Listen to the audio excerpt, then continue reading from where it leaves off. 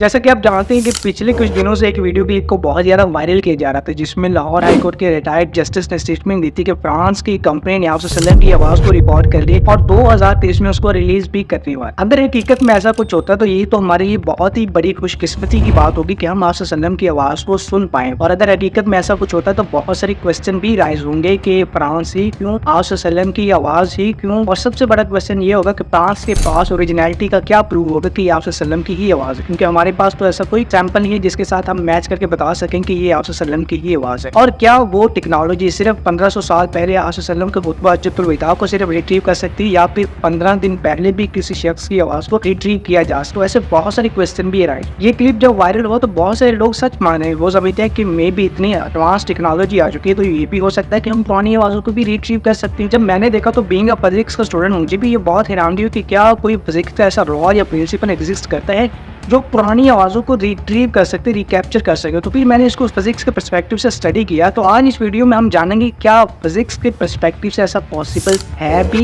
या नहीं। अगर पॉसिबल है तो कैसे, अगर नहीं है तो क्यों पॉसिबल नहीं है कि हम पुरानी आवाज़ों को रिट्रीव क्यों नहीं कर सकते। आज की इस वीडियो में हम जानेंगे कि क्या आपसे सल्लम की आवाज़ 2030 में वाक़तन रिलीज होगी या नहीं होगी। इसीलिए फ्रांस की एक कंपनी जो है उसने रसूलुल्लाह सल्लल्लाहु अलैहि वसल्लम का खुतबा हज्जतुल विदा रिकॉर्ड कर लिया हुआ है और जस्टिस अपने आप को कहता है।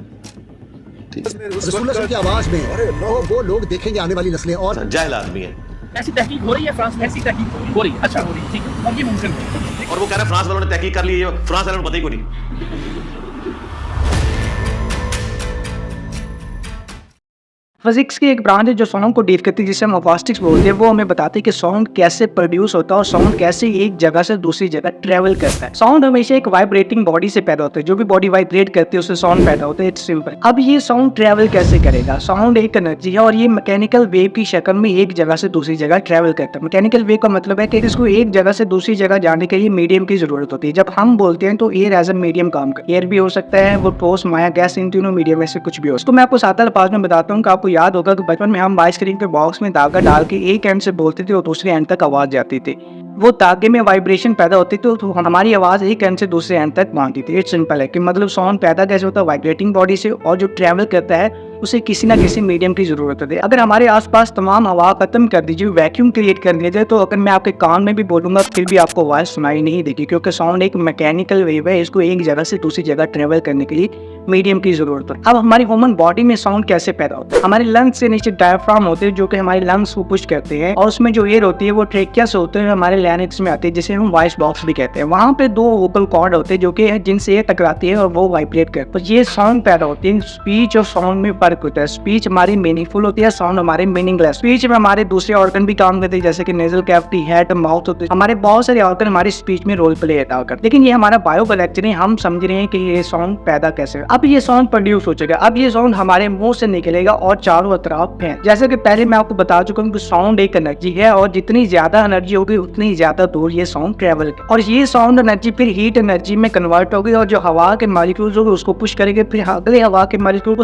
अगले मॉलिक्यूल्स को पुश करेंगे। इस तरह से साउंड आगे ट्रेवल करे, और जब ये एनर्जी खत्म हो जाएगी फिर ये साउंड भी खत्म हो। और second law of thermodynamics according entropy के मुताबिक ये एनवायरनमेंट में डिसऑर्डर पैदा करेगा और बात खत्म। अब मॉडर्न फिजिक्स के मुताबिक ऐसी कोई इक्वेशन, कोई थ्योरी, कोई प्रिंसिपल नहीं है जो उस साउंड को दोबारा रिट्रीव कर सके। ये इम्पॉसिबल है, बिल्कुल भी इम्पॉसिबल है वो जो साउंड था उसको दोबारा रिट्रीव किया जा सके, रिकैप्चर किया जा सके। तो ये जो बात कही जा रही है कि हम पुरानी आवाजों को रिकैप्चर कर सकते हैं, रिट्रीव कर सकते हैं, ये बिल्कुल ही ऐसी बात है कि जैसे हम स्पीड ऑफ लाइट से कहें कि ट्रैवल कर सकते हैं। स्पीड ऑफ लाइट का ट्रैवल करने की मैथमेटिक्स तो फिर भी हो चुकी है, उसकी इक्वेशन आ चुकी है, लेकिन इसका तो कोई कॉन्सेप्ट, कोई आइडिया तक ही नहीं, कोई ऐसी टेक्नोलॉजी नहीं है ये जो पुरानी आवाजों को रिट्रीव कर सके। क्योंकि जब भी कोई नई टेक्नोलॉजी आती है तो पहले वो एक आइडिया हो, फिर उस पर रिसर्च की जाती है, फिर उस पर एक्सपेरिमेंट की जाती है, फिर जाके वो थ्योरी बनती है, उसके बाद एक एक्सपेरिमेंटल मॉडल बनाए तो उसके बाद डेवलपमेंट की जाती है, फिर जाके वो कोई लॉ बनता है। और ऐसा कोई लॉ, थ्योरी, इक्वेशन कुछ भी नहीं है जो हमें बताया कि हम पुरानी आवाजों को रिट्रीव कर सकते। और अभी तक के लिए ये सिर्फ एक आइडिया है जो कि बिल्कुल ही गलत आइडिया। और अगर जस्टिस साहब ने ये स्टेटमेंट दी है तो इसके दो इम्कानात हो सकते हैं, या तो जस्टिस साहब ने झूठ बोला है या फिर वाकई फ्रांस ऐसा कुछ कर रहा है कि वो आपसे सल्लम की आवाज को रिट्रीव करने की कोशिश कर रहा है। इसका एग्जांपल दूंगा, अगर मैं आपसे कुछ ऐसी बात शेयर करूं जो कि नामुमकिन है, या तो उसका मतलब होगा कि मैं झूठ बोल रहा हूं या वाकई ऐसा कुछ हो रहा है। और इकरार भाई की वीडियो में जो कि उन्होंने फ्रांस के एक एंकर से पूछा था कि क्या फ्रांस ऐसा कुछ काम कर रहा है, कुछ ऐसी तहकीक कर रहा है, तो उस एंकर ने कहा जी हाँ बिल्कुल फ्रांस में ऐसी तहकीक हो रही है। ऐसी तहकीक हो रही है, फ्रांस में ऐसी तहकीक हो रही है। अच्छा, हो रही है, ठीक है, और ये मुमकिन है, ठीक है। लेकिन फ्रांस जो इस्लाम का सबसे बड़ा दुश्मन है, जहाँ आए रोज गुस्ताखियों की एग्जाम्पल्स मिलती है, जहाँ पे हिजाब पे पाबंद, जहाँ पे आप सल्लम पर कार्टून बनाया जाता है, वहाँ पे सोचे क्यों आप सल्लम का खुतबा हज्जतुल विदा को रिट्रीव किया जा रहा है, रिकैप्चर किया जा रहा है, क्योंकि खुतबा हज्जतुल विदा को एक बेहतरीन चार्टर माना जाता है, सियासी लिहाज से, माशरती और मुआशी लिहाज से एक बेहतरीन चार्टर माना जाता है। और फ्रांस इसको जब 2030 में रिलीज करेगा और इसको बहुत ही गलत तरीके से पेश किया जाएगा। लेकिन हमारी इस्लाम की किताबों में खुतबा हज्जतुल विदा बिल्कुल महफूज है। अगर फ्रांस कुछ गलत करेगा तो उसका बहुत ही बुरा नताइज